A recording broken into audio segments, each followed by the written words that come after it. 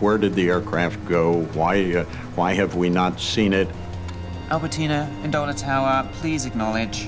Where are you? Why am I not hearing from you? That would have been very present in the minds of a controller at that point in time. The controller contacts other airports in the region. Salisbury, Ndola Airport. Have you had any word from the UN Albertina? Nothing at all. Perhaps the Albertina's secret mission has taken it to a different destination at the last minute. Lusaka, Ndola Airport. Have you had any contact with the UN flight? Negative. No contact here. The plane carrying one of the most important men on the planet is missing. It's a mystery that will haunt Ndola and the world for decades to come.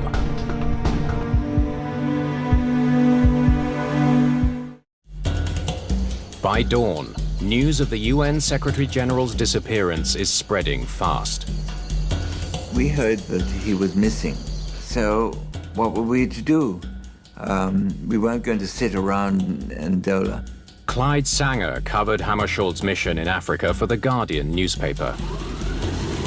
A number of journalists got together and chartered a plane and flew over the area and spotted where the plane had come down.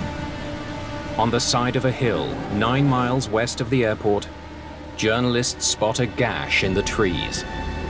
And it was quite broad. It had cut through a lot of trees, and it was an open space like that, with stumps of trees.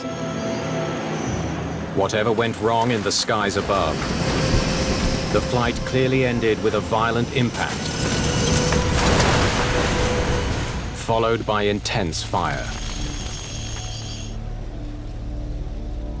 When local authorities arrive, they find bodies surrounded by badly scorched wreckage. Northern Rhodesian police said, no, stay back, stay back.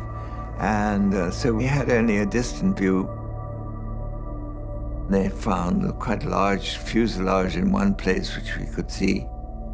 And we were told afterwards that Dag Hammarskjöld was killed. For over 8 years, Dag Hammarskjöld spoke for and personified the United Nations organization. An economist from Sweden, he took over from Secretary General. The Secretary General had been a very famous guy, a champion of world peace. So this was a major world event.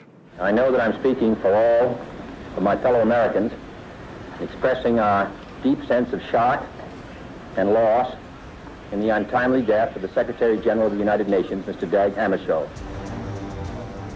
With the loss of Dag Hammarskjöld and his delegation, prospects for peace in the Congo fade. Regional power brokers have no interest in following through on the Secretary General's mission. His mission to continue to attempt to reunite the province that he was concerned with, Katanga province, was counter to the interests of a lot of people. I think it's pretty obvious that there were a plethora of interests out there who were not really mourning the death of Hammarskjöld. The Cold War politics surrounding the flight to Ndola lead many to speculate that the Secretary General's plane was shot down. Was there anyone who wanted to see Hammarskjöld dead? Where do you want me to start and where to end? The world may soon learn more about the crash from a surprising source. Incredibly, there is a sole survivor. Against all odds, a 36-year-old UN security officer lived through the heavy impact and raging fire. Harold Julian is in critical condition, but if he can recover and tell his story, he might provide valuable evidence. While crash investigators continue to search for answers, medical examiners make an astonishing discovery. It looks like some of the passengers suffered gunshot wounds.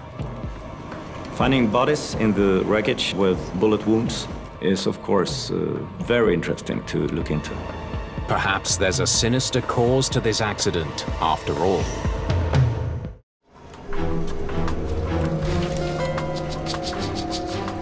Investigators sift through dirt from the crash site where a critical UN peace mission ended in flames.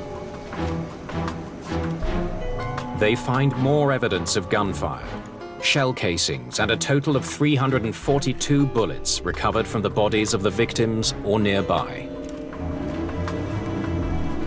Were they fired on board the plane or from outside? Investigators need to know. Ballistics experts work to find the answer. When a bullet passes through the barrel of a gun, it spins. The spinning action marks the bullet with telltale marks called rifling. But ballistic testing reveals yet another surprise. None of the bullets have any signs of rifling. They were never fired from any gun. We tested every one.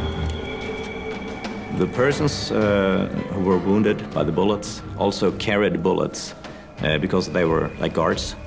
So they had ammunition on them. The investigation shows that the most likely cause of the wounds is that the bullets somehow exploded and went into the bodies. Rhodesian investigators conclude the bullets likely exploded in the heat of the post-crash fire and were propelled into nearby bodies. Without any evidence of sabotage or attack, nor any sign of a mechanical failure, the cause of the crash is looking more and more like pilot error. These guys are experienced. It's tough to see how they could have screwed this up. Could the crew have somehow been distracted in the final moments of flight?